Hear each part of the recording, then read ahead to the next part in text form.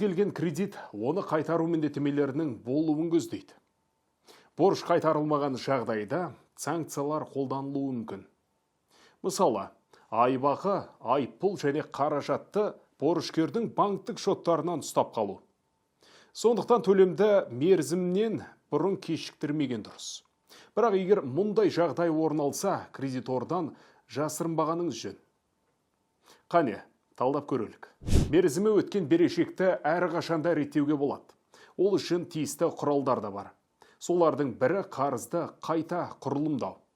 2021 жылға қазан айынан бастап Қазақстанда азаматтардың банктік қарыздары мен микрокредиттері бойынша мерзімі өткен берешектерін реттеудің бірыңғай тәртібі қолданылады. Оған сәйкес, кредитті өтеуде қиындыққа тап болған қарыз алушы банкке немесе микроқаржы ұйымға қайта құрылымдау туралы өтінішпен жүгіну қажет. Сонымен қатар, қарыз алушы өтінішті кез келген уақытта бере алады және өтініште төлемнің кешіктірілуінің себебін көрсетіп, ықтималды қайта құрылымдау бойынша өз нұсқаларын ұсынуы тиіс.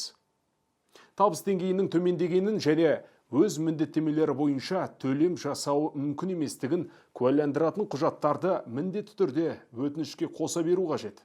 Қарыз алушының өтінішін алған күннен кейін, күнтізбелік 15 күн ішінде банк немесе микроқаржы ұйымнан оны қарап, қарыз алушыға мынадай шешімдердің бірі туралы хабарлайды.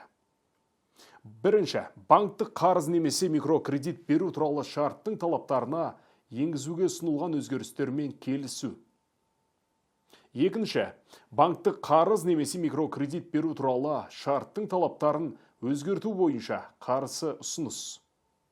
Үшінші, банктік қарыз немесе микрокредит беру туралы шарттың талаптарын өзгертуден бас тарту және мұндай бас тартудың себептерін дәлелді түрде негіздеу. Назар аударыңыз.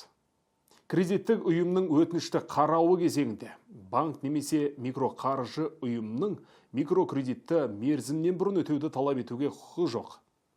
Қарыз алушыда банктік немесе микроқаржы ұйымның ұсынысына күнтізбелік 15 күн ішінде жауап беру тиіс. Банктың немесе микроқаржы ұйымның шешімі алынған күннен бастап, күнтізбелік 30 күн ішінде кредитор мен қарыз алушы арасында өзара қолайлы шешімге қол жеткізілмесе, кредит беру туралы шарттың талаптарын өзгертуден бас тартылған болып саналады. Екі тараптың да келісімі болған жағдайда бұл мерзімді ұзартуға болады. Егер кредитор мен қарыз алушы ымыраға келсе, бұл өзгерістерді шарттың талаптарына енгізудің тәртібі мен мерзімдерді банктік немесе микроқаржы ұйымның ішкі құжатымен айқындалады. Кредитормен ашық сөйлесу және көмек сұраудан тартынбау маңызды. Бұл сіздің қаржылық жағдайыңызды айтарлықтай жеңілдетіп, ауыр салдарды болдырмауға көмектесуі мүмкін. Кредит бойынша берешек мәселелерін қалай шешуге болатыны туралы fingramota.kz сайтынан көбірек біліңіз.